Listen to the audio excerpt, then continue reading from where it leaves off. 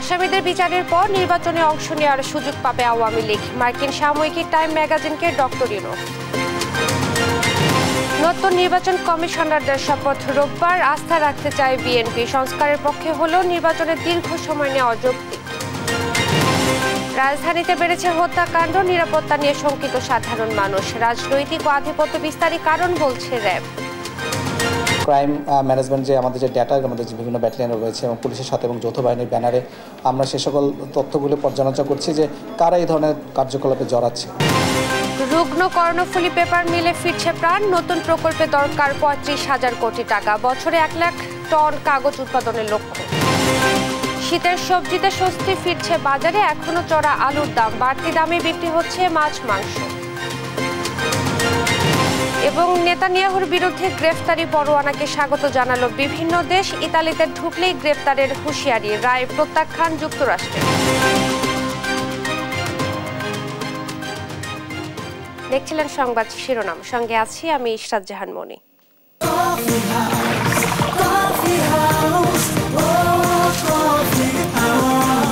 Coffee house, প্রতি চুমুকে আড্ডা জমে। এবারে বিস্তারিত।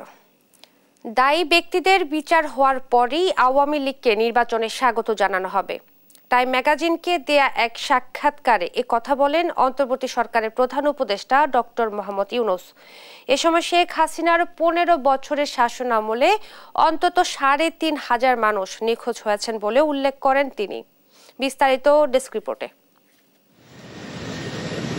গণ অভ্যুত্থানের মুখে শেখ হাসিনা দেশ ছেড়ে পালিয়ে যাওয়ার পর আওয়ামী লীগ আর নির্বাচন করতে পারবে কিনা তা নিয়ে আন্তর্জাতিক মহলে শুরু হয় নানা আলোচনা।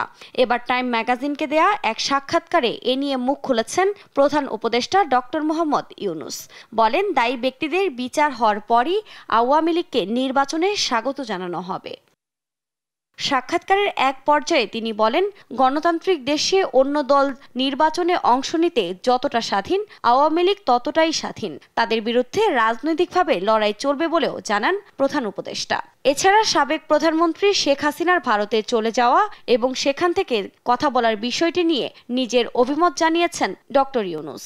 তিনি বলেন, তাকে শুধু ভারত আশ্রয় দেয়নি, সবচেয়ে খারাপ বিষয় হলো তিনি সেখান থেকে কথা বলছেন, যা সবার জন্য সমস্যার সৃষ্টি করছে বলেও জানান তিনি। তাই এসব বন্ধ করা প্রয়োজন বলেও মত প্রধান উপদেষ্টার। জুলাই এবং আগস্ট মাসে বিক্ষোভকারী এবং নিরাপত্তা বাহিনীর মধ্যে সংঘর্ষে 1,500-র বেশি মানুষ নিহত হয়েছে এবং আহত হয়েছেন কয়েক হাজার ছাত্র জনতা। এছাড়াও ইউনূস দাবি করেছেন, শেখ হাসিনার সরকারের শেষ 15 বছরে 3,500 মানুষ বিচার বহির্ভূতভাবে নিখোঁজ হন, তবে কখনোই ক্ষমতায় আসতে চাননি উল্লেখ করে ডক্টর ইউনূস বলেন, এত মানুষ জীবন দিয়েছে এটা ভেবেই তিনি সংস্কার করতে দায়িত্ব নিয়েছেন। এছাড়া ডক্টর ইউনূস আরও বলেন, আওয়ামী লীগ সরকারের আমলে যেসব অর্থ পাচার হয়েছে সেগুলো তারা ফিরিয়ে আনার চেষ্টা করছেন, আর এক্ষেত্রে ইউরোপিয়ান কমিশনের প্রেসিডেন্ট তাকে সাহায্য করার প্রতিশ্রুতি দিয়েছেন বলেও জানান প্রধান উপদেষ্টা। সাক্ষাৎকারে নানা ইস্যুতে কথা বলেছেন তিনি।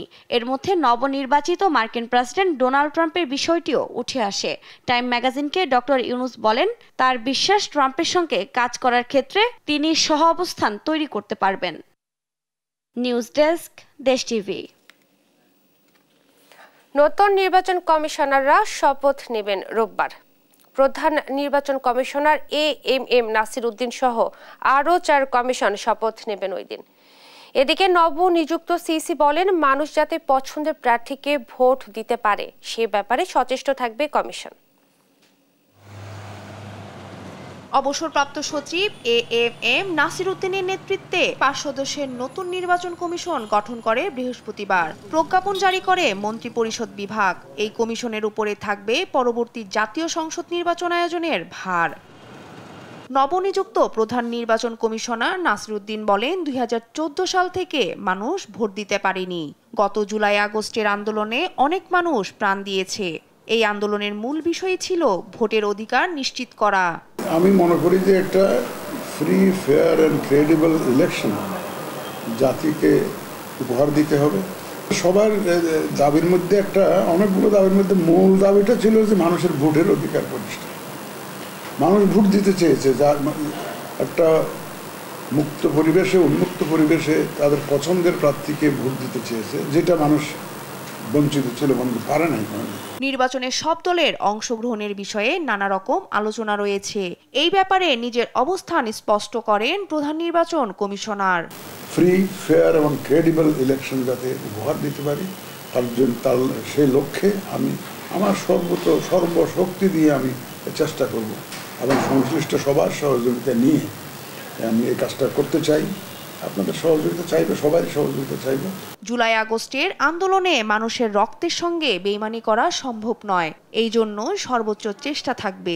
এখনকার প্রেক্ষাপটে এই দায়িত্বটা আরো অনেক বেশি, বিশেষ করে মানুষ রক্ত দিয়েছে, অনেক ছেলেপেলে রক্ত দিয়েছে। এখন যদি আমরা একটু ব্যর্থ হই, এদের রক্তের সাথে বেইমানি করা হবে, এদের রক্তের সাথে মুনাফিকি করা হবে। এই মুনাফিকি আমরা করতে পারবো না, এই বেইমানি আমরা করতে পারবো না। এই বয়সে এসে এই বেইমানি করার মতো মন মানসিকতা আমাদের নাই। তখন তাদের যে প্রত্যাশা কড়ায় গন্ডায় বুঝিয়ে দেওয়ার চেষ্টা আমি করব। নতুন নির্বাচনে নির্বাচন কমিশনার হিসেবে থাকছেন সাবেক অতিরিক্ত সচিব আনোয়ারুল ইসলাম সরকার, সাবেক জেলা ও দায়রা জজ আব্দুল রহমানেল মাসুদ, সাবেক যুগ্ম সচিব বেগম তাহমিদ আহমেদ এবং অবসরপ্রাপ্ত ব্রিগেডিয়ার জেনারেল আব্দুল ফজল মোহাম্মদ সানাউল। শিউলি রায়, দেশ টিভি, ঢাকা। গেল 2 মাসে রাজধানীতে হত্যাকাণ্ডের শিকার অন্তত 68 জন, আহত শতাধিক। একের পর এক ঘটনায় সাধারণ নাগরিকের জীবনের নিরাপত্তা নিয়ে দেখা দিয়েছে শঙ্কা। র্যাব বলছে পারিবারিক, রাজনৈতিক ও আধিপত্য বিস্তারে ঘটছে এসব হত্যাকাণ্ড। র্যাব আরও জানিয়েছেন যে জনজীবনে স্বস্তি ফেরাতে চেষ্টার কোনো কমতি রাখছেন না তারা। শাহাদাত নিশাদের প্রতিবেদন। রাত তখন 2:45। সিসিটিভি ফুটেজে দেখা যায় 3 যুবক একটি বাসায় প্রবেশ করছেন। ঘণ্টাখানেক পর দেয়াল টপকে এক প্রকার দৌড়ে পালাচ্ছেন তারা। এবার দেখা যাক মূল ঘটনা কি। পশ্চিম ধানমন্ডির 8/A নম্বর সড়কের 294/A নম্বর বাসার দোতলায় থাকতেন আব্দুর রশিদ ও তার স্ত্রী সুফিয়া রশিদ। তারাই ভবনটির মালিক। দুজনই পেশায় চিকিৎসক। বছরের বেশিরভাগ সময় তারা যুক্তরাজ্যে থাকেন। বৃহস্পতিবার ভোর রাতে আব্দুর রশিদকে হত্যা করে পালিয়ে যায় দুর্বৃত্তরা। দরজাটা খোলা রাখছিল রাতের বেলায় 2টা আড়াইটার দিকে। তখন মনে হয় দিক দিয়ে উঠা ওই ভিতরে ঢুকছে। ঢুকে যখন আপনার ওই চিল্লাপালা শুরু হয়েছে, তখন বা পাশে স্টেপ করছে আর কি, ছুরি দিয়ে আঘাত করছে। যত তাড়াতাড়ি পারি সিএনজিতে করে ইবনে সিনা হসপিটালে নিয়ে যাই। তো নিয়ে যাওয়ার পর ওখান থেকে ওনারা বলে যে ইনি আর নেই। সম্প্রতি হাজারীবাগ এলাকায় সাইকেল চুরিতে বাধা দেওয়ায় কিশোর গ্যাংয়ের ছুরিকাঘাতে সাদাত হোসেন শান্ত নামে একজনের মৃত্যু হয়। আমার বাচ্চারা আমি পক্ষে করে এমনি করে লেগেছি, এমনি করে আনতে পারি নাই। জানা মতো ফুসফুসে খোঁচা লাগছে, তার জন্য আমার বন্ধু মারা গেছে। আমরা এটার শাস্তি চাই, ওর ফাঁসি চাই। মিরপুরে বাবার হাতে ছেলে খুন, আবাসন নির্মাতা প্রতিষ্ঠানের সঙ্গে বিরোধে খুন হলেন জমির মালিকের ছেলে। এই ঘটনাগুলো এখন প্রতিনিয়তই পত্রিকার শিরোনাম। এভাবে হত্যা আর খুন জানা হয়ে উঠছে নিত্যদিনের সঙ্গী। রাজধানীতে যে হারে চুরি ছিনতাই বাড়ছে তাতে আতঙ্কিত নগরবাসী। সারা দেশে গেল 2 মাসে প্রতিদিন গড়ে 2টি করে হত্যার ঘটনা ঘটছে। আমি জিগাতলা কাঁচা বাজারের ওখানে থাকি। আমাদের ওইদিকেও ছিনতাইকারী হুট করে রাতের মধ্যে দেখা যায়। নিরাপত্তা তো নাই ভাইতেছে, নিরাপত্তা অবস্থা খুব খারাপ, মানে শুধু এইখানে ছিনতাইকারী সব জায়গায় হইতেছে। ডিএমপির তথ্য মতে 5 আগস্টের পর এখন পর্যন্ত হত্যা মামলা হয়েছে 325টি। হত্যায় জড়িত থাকার অপরাধে র্যাবের হাতে গ্রেফতার হয়েছেন 254 জন। র্যাবের মিডিয়া অ্যান্ড লিগ্যাল উইংয়ের পরিচালক দেশ টিভিকে জানান, পারিবারিক, রাজনৈতিক এবং আধিপত্য বিস্তারকে ঘিরে ঘটছে হত্যাকাণ্ড। সামাজিকভাবে কিছু কারণ রয়েছে, পারিবারিক কারণ রয়েছে, রাজনৈতিক কারণও রয়েছে এবং অনেক ক্ষেত্রে দেখা যাচ্ছে যে কিছুটা যে আমাদের প্রভাব বিস্তার নিয়ে একটা আধিপত্য বিস্তার নিয়ে একটা কারণ রয়েছে। এই ধরনের অপরাধ দমনে ব্লক রেড দিয়ে কার্যক্রম চালাচ্ছে বলেও জানান র্যাবের এই কর্মকর্তা। ক্রাইম ম্যানেজমেন্ট যে আমাদের যে ডেটা আমাদের যে বিভিন্ন ব্যাটালিয়ন রয়েছে এবং পুলিশের সাথে এবং যৌথ বাহিনীর ব্যানারে আমরা সে সকল তথ্যগুলো পর্যালোচনা করছি যে কারা এই ধরনের কার্যকলাপে জড়াচ্ছে এবং তাদেরকে আইডেন্টিফাই করে আমরা মূলত কার্যকরী করছি। জামিনে মুক্তি পাওয়া সন্ত্রাসীরা কেউ ফের অপরাধে জড়াচ্ছে কিনা সে বিষয়েও নজরদারি বাড়িয়েছে র্যাব। শাহাদাত নিশাদ, দেশ টিভি, ঢাকা। সংস্কারের জন্য অন্তহীন সময় নেয়ার কারণ নেই। নির্বাচনের পথে কমিশন গঠন একটি কার্যকর পদক্ষেপ বলে মন্তব্য করেন বিএনপির স্থায়ী কমিটির সদস্য মোয়াজ্জেম হোসেন আলাল। শুক্রবার নির্বাচন কমিশন সম্পর্কে এই কথা বলেন তিনি। বলেন, সংস্কারের পক্ষে বিএনপি, তবে এজন্য অন্তহীন সময় নেওয়ার কারণ নেই। জানান, নতুন নির্বাচনের কমিশনের উপর আস্থা রাখতে চায় বিএনপি।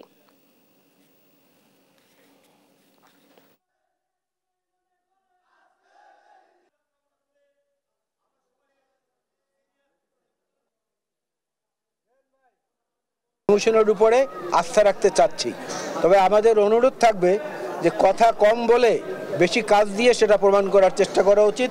শুরু থেকেই একটু কম কথা, একটু বেশি কাজ, তাহলে আমরা আশান্বিত হব যে না, যেটুকু বলেছেন এটুকু বাস্তবে আসলে দেখা যাবে। লোকসানে বিপর্যস্ত কর্ণফুলী পেপার মিল পুরোদমে চালু করতে প্রয়োজন ৩৫,০০০ কোটি টাকা। প্রকল্পটি পাশ হলে বছরে ১ লাখ টন কাগজ উৎপাদন করতে পারবে প্রতিষ্ঠানটি। সহকর্মী মিশু মল্লিকের তথ্যচিত্রে সালমা জাহানের ডেস্ক রিপোর্ট। রাঙামাটির কাপ্তাই উপজেলার চন্দ্রঘোনায় কর্ণফুলী পেপার মিল স্থাপন হয় ১৯৫৩ সালে।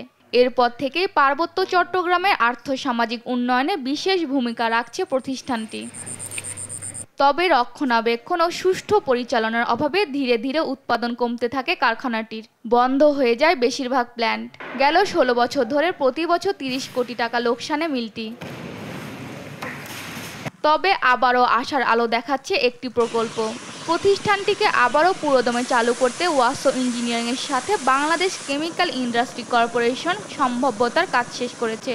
ইন্টিগ্রেটেড পেপার মিল সহ বনায়ন, পেপার ভিত্তিক chemical plant, soda ash, sodium sulphate ও বেসিক কেমিক্যাল প্ল্যান্ট সহ সিনথেটিক পলিস্টার ফাইবার প্ল্যান্ট স্থাপন করা হবে প্রকল্পের আওতায়। এতে কারখানাটিতে বছরে ১ লাখ মেট্রিক টন কাগজ উৎপাদন সম্ভব হবে। প্রত্যেকটা ক্ষেত্রে জন্য সেখানে সংস্কার করা দরকার হলে ইনশাল্লাহ আমাদের মিল ঘুরে দাঁড়াবে। আমরা চাই যে কেপিএমটা যেভাবে সরকার পদক্ষেপ নিতেছে এটাকে ডেভেলপ করার জন্য আমরা চাই এটা হোক। মিলটা এখনো এমন পর্যায়ে আছে ডেইলি ১০০ টন প্রোডাকশন দিতে পারবে, এরকম ক্ষমতা রাখবে। এটা হলে ভালো হইব। আর আমাদের যে মেশিনগুলো আছে মেশিনগুলো ভালো, এগুলো যদি রিফাইন করে চালায় আরো ভালো হইব। আর নতুন নিলে আরো ভালো হইব। প্রকল্পটির বাস্তবায়ন হলে কর্ণফুলী পেপার মিল আবারও ঘুরে দাঁড়াতে পারবে বলে আশা প্রতিষ্ঠানটির ব্যবস্থাপনা পরিচালকের। ইন্টিগ্রেটেড পাল্প মিল সহ আরো ৬টা কেমিক্যাল প্ল্যান্ট স্থাপনের জন্য কেপিএম এর পক্ষ থেকে, বিসিআইসির পক্ষ থেকে একটা ফিজিবিলিটি স্টাডি করা হয়েছে এবং সেই স্টাডি রিপোর্টটা বর্তমানে চূড়ান্ত পর্যায়ে যাচাই বাছাইয়ের কাজ চলছে বিসিআইসি এবং শিল্প মন্ত্রণালয়ে। এই আমাদের পেশকৃত প্রজেক্টগুলো যদি পাস হয় তাহলে কেপিএম হয়তো আবার আগের মতো তার যৌবন ফিরে পাবে। কর্ণফুলী পেপার মিলে আবারও পুরনো সেই স্বর্ণালী দিন ফিরে আসুক, এমনটাই চাওয়া প্রতিষ্ঠানটির কর্মকর্তা কর্মচারীদের। নিউজ ডেস্ক, দেশ টিভি।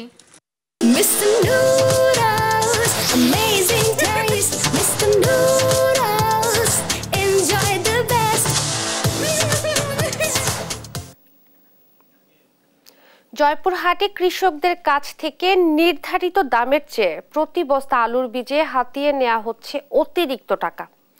তবে অভিযোগ অস্বীকার করছেন ডিলাররা। সংশ্লিষ্টরা বলছেন বীজের সংকট নেই, অভিযোগ পেলেই নেওয়া হবে পর্যাপ্ত ব্যবস্থা।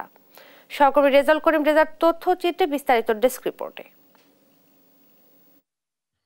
আলু উৎপাদনে দেশের দ্বিতীয় অবস্থানে জয়পুরহাট। প্রকৃতিতে ঠান্ডা পড়ার সঙ্গে সঙ্গে কৃষকরা ব্যস্ত হয়ে উঠেছেন নতুন আলু রোপণে। কৃষকরা বলছেন সংকটের কারণে নির্ধারিত মূল্যের চেয়ে বেশি দামে বীজ আলু কিনতে বাধ্য হচ্ছেন তারা। অসাধু ব্যবসায়ীরা কৃত্রিম সংকট সৃষ্টি করেছেন বলেও দাবি তাদের। বীজ আলু এক বস্তা আলু ধরেন ১,০০০-১,৫০০ টাকা এরকম বেশি নেয় ভাই। এতে তো কৃষকের ক্ষতি। বীজ বেতন পাওয়া যাচ্ছে না, সার পাওয়া যাচ্ছে না, আমরা কিভাবে কি করব? যারা বড় বড় ব্যবসায়িক তারা সিন্ডিকেট করে দাম বেশি নিচ্ছে। এটা সরকারের কাছে বিশেষ আবেদন, যেটা তদন্ত করে দেখানো হোক। সরকারি রেট ৩১০০-৩২০০ টাকা রাখা হয়েছে, কিন্তু এটা না মেনে তারা অবৈধভাবে ৪,০০০-৪১০০ টাকা রাখছে। জাত ভেদে ৪০ কেজি প্রতি বস্তা বীজ আলু ৩৫০০ টাকা থেকে শুরু করে বিক্রি হচ্ছে ৫,০০০ টাকা পর্যন্ত। অবশ্য ডিলাররা বলছেন নির্ধারিত দামেই বিক্রি করছেন তারা। দাম বেশি আমাদের কাছে নয়, দাম বেশি যারা নিচ্ছে অসৎ ব্যবসায়ী তাদের বিরুদ্ধে আইনানুগ ব্যবস্থা নেওয়ার জন্য ব্লকও চেষ্টা করতেছে। সিন্ডিকেট কোম্পানিরই পুরা কোম্পানির, কারণ কোম্পানির যদি না হতো আজকে আমাদের ডিলারদের 100 টন 50 টন করে মাল শর্ট দিচ্ছে। জেলা কৃষি কর্মকর্তারা জানান, নির্ধারিত দামের চেয়ে কেউ বেশি দাম নিলে উপযুক্ত ব্যবস্থা নেওয়া হবে। আলু বীজের দাম নিয়ে যাতে কোনো ব্যবসায়ী বা কোনো ডিলার যাতে কৃষকদের হয়রানি করতে না পারে বা প্রতারিত করতে না পারে অথবা উচ্চ মূল্যে বীজ বিক্রয় করতে না পারে, এই জন্য আমরা নিয়মিত বাজার মনিটরিং করছি। জেলা প্রশাসনের সহযোগিতায় যে বিশেষ বাজার তদারকি টাস্কফোর্স গঠন করা হয়েছে, যে টাস্কফোর্স তাদের কার্যক্রম চালিয়ে যাচ্ছে। অতিরিক্ত দাম নেওয়ার কথা না, তারপরেও আমাদের মনিটরিং কার্যক্রম জোরদার আছে। কোনো ব্যক্তি এই বিষয়ে বেশি দাম নেওয়ার চেষ্টা করে বা নিয়ে থাকে, তার বিরুদ্ধে প্রমাণ সাপেক্ষে আমরা যথাযথ ব্যবস্থা গ্রহণ করব। চলতি মৌসুমে জেলার 44,000 হেক্টর জমিতে আলু চাষের লক্ষ্যমাত্রা ধরা হয়েছে। এর বিপরীতে বীজের চাহিদা রয়েছে প্রায় 60,000 মেট্রিক টন। নিউজ ডেস্ক, দেশ টিভি।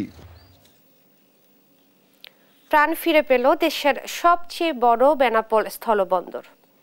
নতুন কার্গো ইয়ার্ড চালুর পর বদলে যাচ্ছে বন্দর কার্যক্রম। গতি এসেছে আমদানি রপ্তানি বাণিজ্যেও। দ্রুত পণ্য খালাসে কমেছে ক্ষতির পরিমাণ। সড়কে নেই যানজটও। যশোর থেকে সহকর্মী সালাউদ্দিন সাগরের তথ্যচিত্রে বিস্তারিত ডেস্ক রিপোর্টে।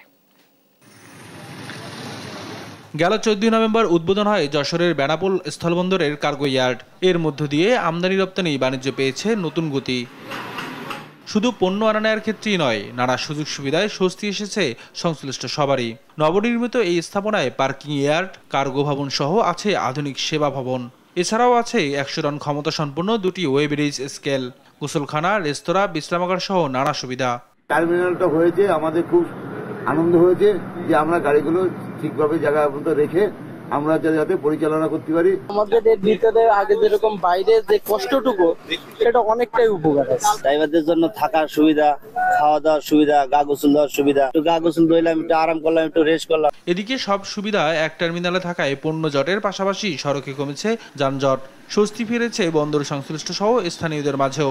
এই পার্কিংটা হয়ে যেমন 3খানা হোটেল আছে, মুসলিম হোটেল আলাদা, হিন্দু হোটেল আলাদা। আগে যেমন বাংলাদেশে যেটা ছিল না, রাস্তায় গাড়ি ধোয়াতে এখানে গাড়ি ধোয়াটাই অনেকটাই বেটার। চারিদিকে ক্যামেরা ফ্যামেরা আছে, মাল চুরি হওয়ার ভয় নেই।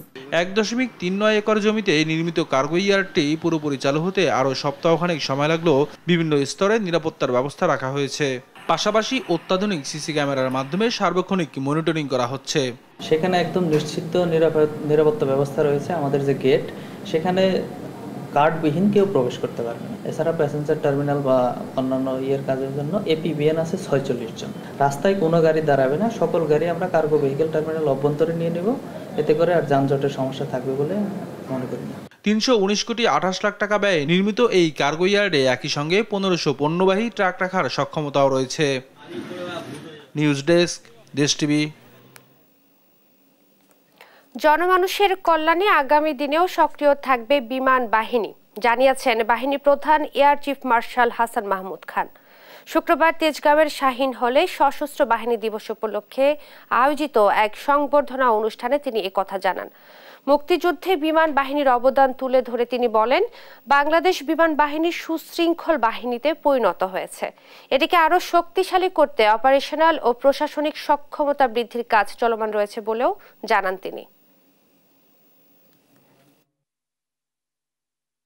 আমি আপনাদের আশ্বস্ত করছি যে একটি গণমুখী, জনস্বার্থে নিবেদিত ও কল্যাণকামী রাষ্ট্র গঠনে বাংলাদেশ বিমান বাহিনীর সকল সদস্য যে কোনো প্রয়োজনে মানুষের পাশে থেকে কাজ করে যাচ্ছে এবং দেশের আর্থমানবিক বা আর্থসামাজিক উন্নয়নে ব্যাপক ভূমিকা রাখছে এবং রাখবে। দেশমাতৃকার প্রতিরক্ষার পাশাপাশি বাংলাদেশ বিমান বাহিনীর সকল সেবাধর্মী কার্যক্রম ভবিষ্যতে অব্যাহত থাকবে বলে আমার দৃঢ় বিশ্বাস। অ্যান্টিগায় 2 ম্যাচ সিরিজের প্রথম টেস্টে আজ ওয়েস্ট ইন্ডিজের মুখোমুখি হবে বাংলাদেশ। গত 2 সিরিজের হতাশা ভুলে ঘুরে দাঁড়ানোর প্রত্যয় নিয়ে মাঠে নামবে মিরাজের দল। অন্যদিকে বাংলাদেশকে কোনো সুযোগ দিতে চায় না উইন্ডিজরা। বাংলাদেশ সময় রাত 8টায় শুরু হবে ম্যাচ। রিফাত আঞ্জুমের ম্যাচ প্রিভিউ। ওয়েস্ট ইন্ডিজের বিপক্ষে টেস্ট সিরিজ শুরুর প্রায় দিন 10 আগেই ক্যারিবীয় দ্বীপপুঞ্জে পৌঁছায় বাংলাদেশ। প্রস্তুতি ম্যাচ, ট্রেনিং সেশনে প্রস্তুতির কমতি রাখেননি মিরাজ মুমিনুলরা। প্রস্তুত সাদা পোশাকে ক্যারিবীয় চ্যালেঞ্জ জানাতে। প্রস্তুতি যতই ভালো হোক না কেন, টেস্টে বাংলাদেশের সাম্প্রতিক পারফরমেন্স নিজেদের হয়ে কথা বলছে না। ভারতের পর প্রোটিয়াদের বিপক্ষেও হতাশায় বন্দী টাইগাররা। প্রশ্নবিদ্ধ ছিল খেলার ধরন, তার উপর প্রায় 18 বছর পর পঞ্চপাণ্ডব ছাড়াই এই কুলিন ফরম্যাটে বাংলাদেশ। ইনজুরিতে নেই মুশফিকার অধিনায়ক শান্ত, তাই তো স্কোরবোর্ডে রান তোলার মূল দায়িত্ব নিতে হবে মুমিনুল লিটন মিরাজদের। অবশ্য এরপরেই স্কোয়াড খানিকটা আনকোড়া আর অনভিজ্ঞ। এখানেই বাংলাদেশের চিন্তা, জাতীয় দলের অর্ধযুগ পার করে দেওয়া ক্রিকেটাররাও ভরসা আদায় করে নিতে হয়েছেন ব্যর্থ। অ্যান্টিগায় বাংলাদেশের স্মৃতিও অম্ল মধুর নয়। এই মাঠে 2018 সালে ক্যারিবীয়দের বিপক্ষে 43 রানে অল আউট হওয়ার মতো লজ্জার অভিজ্ঞতা আছে বাংলাদেশের। তাই ক্যারিবীয়দের বিপক্ষে যথেষ্ট কঠিন পরীক্ষা দিতে হবে টাইগার ব্যাটারদের। ব্যাটিং নিয়ে যতটা দুশ্চিন্তায় টাইগাররা, ততটাই নির্ভর নিজেদের বোলিং ডিপার্টমেন্ট নিয়ে। তাসকিন, নাহিদ রানা, হাসান মাহমুদরা সামলাবেন দলের পেস অ্যাটাক, আর তাইজুল মিরাজদের উপর ভরসা সিমন্সের দলের। অন্যদিকে ওয়েস্ট ইন্ডিজের টেস্টের সাম্প্রতিক সময়টাও ভালো যাচ্ছে না। শেষ 5 ম্যাচে 4টিতেই হেরেছে তারা, অপরটি ড্র করেছে। তবে 2014, 18 ও 22 সবশেষ 3টি ক্যারিবীয় সফরে হোয়াইট ওয়াশ হয়েছে বাংলাদেশ। তাই ঘরের মাঠে ওয়েস্ট ইন্ডিজ দুর্বল। বাংলাদেশের অন্তত এমনটা ভাবার কোনো সুযোগ নেই। দেয়ালে পিঠ থেকে যাওয়া ক্যারিবীয়রা জয় পেতেই মাঠে নামবে, কারণ পাকিস্তানের বিপক্ষে সিরিজ শুরু করার এটাই যে নিজেদের প্রস্তুতির সেরা মঞ্চ। রিফাত আঞ্জুম, দেশ টিভি, স্পোর্টস ডেস্ক।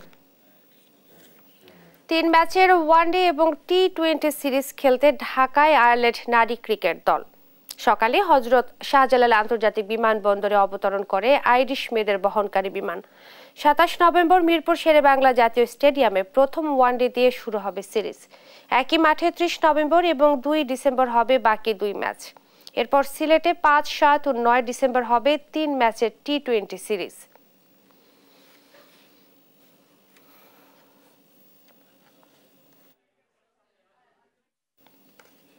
পার্থ টেস্টে অস্ট্রেলিয়ার বিপক্ষে টস জিতে ব্যাট করছে ভারত। শেষ খবর পাওয়া পর্যন্ত ভারতের সংগ্রহ 6 উইকেটে 114 রান। পার্থ স্টেডিয়ামে টস জিতে ব্যাট করতে নেমে দলীয় 73 রানেই 6 উইকেট হারিয়ে বিপদে পড়ে ভারত। 5 রানের মাথায় ওপেনার জয়সওয়ালকে সাজ ঘরে ফেরান মিচেল স্টার্ক। কিছুক্ষণ বাদেই আরেক টপ অর্ডার ব্যাটার দেবদূত পাডিকালের উইকেট তুলে নেন জশ হ্যাজেলউড। দুজনের কেউই খুলতে পারেনি রানের খাতা। এরপর কেএল রাহুল এবং বিরাট কোহলি জুটি গড়ে শুরুর বিপর্যয় সামলে নেওয়ার চেষ্টা করেন, তবে এই জুটিও বেশিক্ষণ স্থায়ী হয়নি। কোহলি 5 এবং রাহুল আউট হন 26 রান করে। এরপর ধ্রুব জুরেল এবং ওয়াশিংটন সুন্দরের উইকেট তুলে নেন মিচেল মার্শ।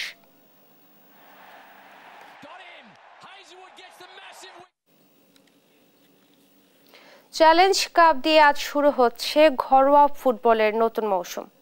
কিংস অ্যারেনায় বসুন্ধরা কিংসের মুখোমুখি হবে মোহামেডান। দু দলই জয় দিয়ে শুরু করতে চায় এবারের মৌসুম। বিকেল 5টায় শুরু হবে ম্যাচটি। রিফাত আঞ্জুমের আরও একটি প্রতিবেদন। গ্রুপে শুরু ঘরোয়া ফুটবল। জুলাই আগস্ট শহীদদের প্রতি শ্রদ্ধা জানিয়ে চ্যালেঞ্জ কাপের লোগো সহ কিংস অ্যারেনাও সেজেছে নতুন সাজে। গ্যালারির শোভা বাড়িয়েছে আবু সাইদ মুগ্ধের গ্রাফিতি। গেল মৌসুমে সব শিরোপাই জিতেছে বসুন্ধরা কিংস, তবে এবার দেশি বিদেশি কিছু খেলোয়াড় না থাকায় কিছুটা চিন্তিত কিংসের কোচ ভ্যালেরিও তিতা। তবে আস্থা রাখছেন খেলোয়াড়দের উপর। দেশি বিদেশি বেশ কিছু ফুটবলার দলে নেই। কঠিন হলেও আমি আমার ফুটবলারের উপর আস্থা রাখতে চাই।